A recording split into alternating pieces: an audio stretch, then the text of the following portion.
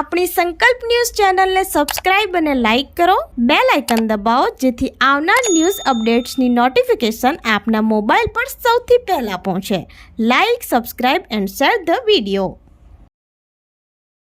નમસ્કાર દર્શક મિત્રો, હું છું પૂજા ટંડેલ. સંકલ્પ ન્યૂઝમાં આપનું સ્વાગત છે. સમાચારની શરૂઆત કરતા પહેલા એક નજર આજના મુખ્ય સમાચાર ઉપર. ફ્રાન્સમાં યોગ પર તપોવન સંસ્થા ચલાવનાર નારગોલના કિરણભાઈ વ્યાસનું પદ્મશ્રી એવોર્ડ માટે નામ જાહેર. ઉમરગામનું નામ રોશન કરતા કિરણભાઈ વ્યાસનું પંચાયત અને ગ્રામજનોએ સન્માન કર્યું. ભારત સરકાર દ્વારા વિવિધ એવોર્ડના નામો જાહેર થયા છે. ઉમરગામ તાલુકાના નારગોલ ગામના અને હાલ ફ્રાન્સમાં રહેતા કિરણભાઈ વ્યાસને પદ્મશ્રી એવોર્ડ મળવાનો છે.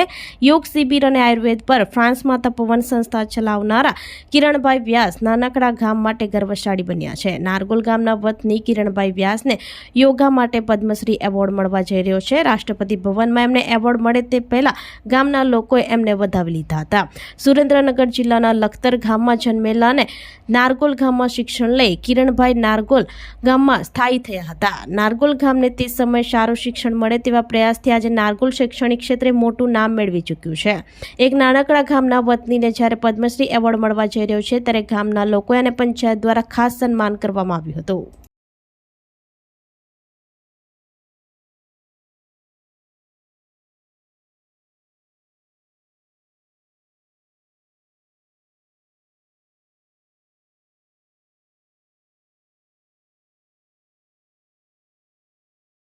શકો અને જ્ઞાન બધી જગ્યાએ આમ એની કળા છે, એની દ્રષ્ટિએ આપણને બધા રાખે જ છે એનું માન.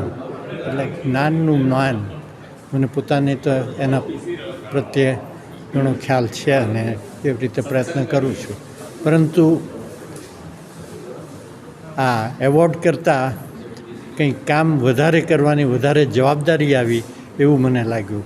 અને વિક્ટરી ટુ ધ મધર એટલે કે વંદે માતરમ એ મારો પોતાનો, હું પોતે ફ્રેન્ચમાં ઘણીવાર એ બોલતો હોઉં છું કે વિક્ટોર આ લા douce mère, victory to the sweet mother.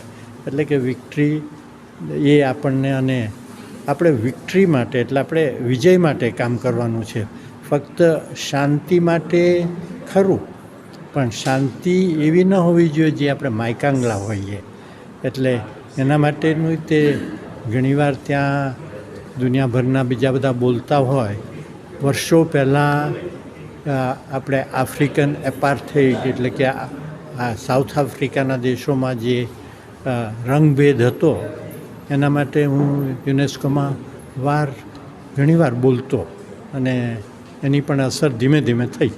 નાણામંત્રી નિર્મલા સીતારમણે સંસદમાં વર્ષ 2024-25નું બજેટ રજૂ કર્યું. માછીમાર માટે અલગ મંત્રાલય શરૂ કરવાનો મુદ્દાને ગીર સોમનાથ વાસીઓએ મહત્વનો ગણાવ્યો. નાણામંત્રી નિર્મલા સીતારમણે પોતાનું છઠ્ઠું બજેટ વર્ષ 2024-25નું સંસદમાં રજૂ કર્યું છે.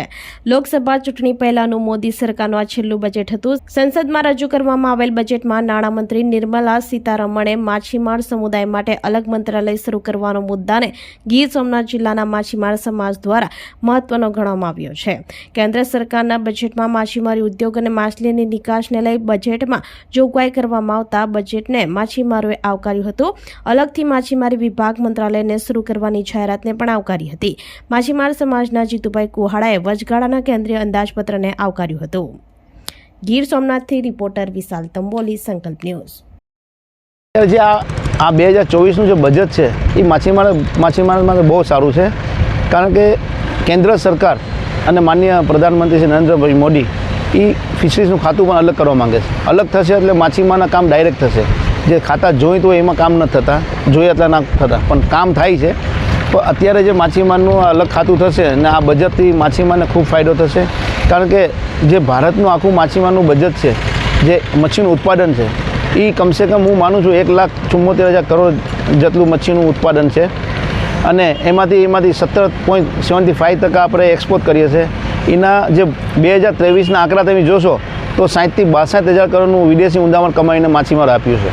ને જ્યારથી નરેન્દ્રભાઈ PM બન્યા છે ત્યારથી ગુજરાત અને ઇન્ડિયાના હરેક અલગ અલગ બંદરોમાં વિકાસના કામ થાય છે અને મચ્છીનું એક્સપોર્ટનું ઉત્પાદન વધ્યું છે. અને અત્યારે ગુજરાતમાં કમસે કમ 5,600 કરોડની ઉપરના પ્રોજેક્ટો ચાલે છે માછીમારના વિકાસના. અને આવનારા દિવસોમાં પણ હજી વિકાસના કામ થશે. એટલે અત્યારે આ બજેટ છે એ માછીમારને બહુ સારું છે. પારડીના સોંઢલવાડ અશ્વમેઘ વિદ્યાલયમાં માતૃપિતૃ દિવસની ઉજવણી કરાઈ. સંસ્થાના સ્વર્ગસ્થ રાજુભાઈ બહેચરભાઈની જન્મ જયંતિ નિમિત્તે વિદ્યાર્થીઓને માતા પિતાનું મહત્વ સમજાવ્યું.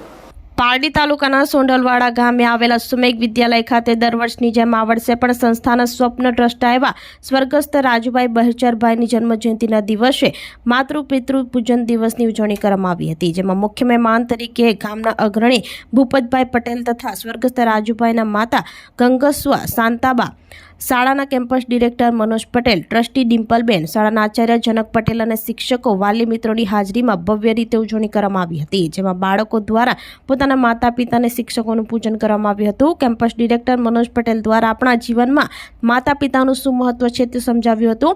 બાળકો દ્વારા પણ આ દિવસ નિમિત્તે સારું વક્તવ્ય આપવામાં આવ્યું હતું. બાળકો અને વાલી મિત્રો વચ્ચે રમત પણ રમાડવામાં આવી હતી. આમ આ પ્રસંગની ઉજવણી કરવામાં આવી હતી.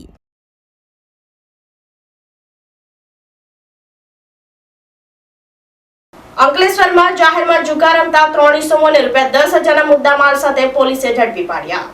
અંકલેશ્વર શહેર એ ડિવિઝન પોલીસ મથકનો સ્ટાફ પેટ્રોલિંગમાં હતો. તે દરમિયાન મળેલ બાતમીના આધારે અંકલેશ્વર સિટી ડેપોની સામે આવેલ જીન ફળિયામાં ખુલ્લી જગ્યામાં પાના પત્તા વડે કેટલાક ઇસમો હારજીતનો જુગાર પૈસા વડે રમી રહ્યા છે. જે બાતમીના આધારે પેટ્રોલિંગ વિભાગની ટીમ સ્થળ ઉપર રેડ કરતા 3 ઇસમો સંજય કેવલભાઈ વસાવા, અશોક ગુલાબજી મારવાડી તેમજ ગજેન્દ્ર સોમાભાઈ વસાવા જુગાર રમતા ઝડપાઈ ગયા હતા. પોલીસે 3 ઇસમોની અંગ ઝડપી કરતા ₹10,200 તેમજ દાવ ઉપરના ₹650 મળી કુલ ₹10,850નો મુદ્દામાલ કબજે કરી 3 ઇસમો વિરુદ્ધ જુગારધારાની કલમો મુજબ કાર્યવાહી હાથ ધરી હતી. અંકલેશ્વરથી રિપોર્ટર અવી સૈયદ, સંકલ્પ ન્યૂઝ.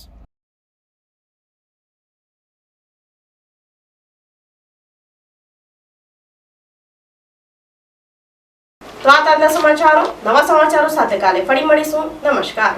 આપણી સંકલ્પ ન્યૂઝ ચેનલને સબસ્ક્રાઇબ અને લાઇક કરો, બેલ આઇકન દબાવો જેથી આવનાર ન્યૂઝ અપડેટ્સની નોટિફિકેશન આપના મોબાઈલ પર સૌથી પહેલા પહોંચે. Like, subscribe and share the video.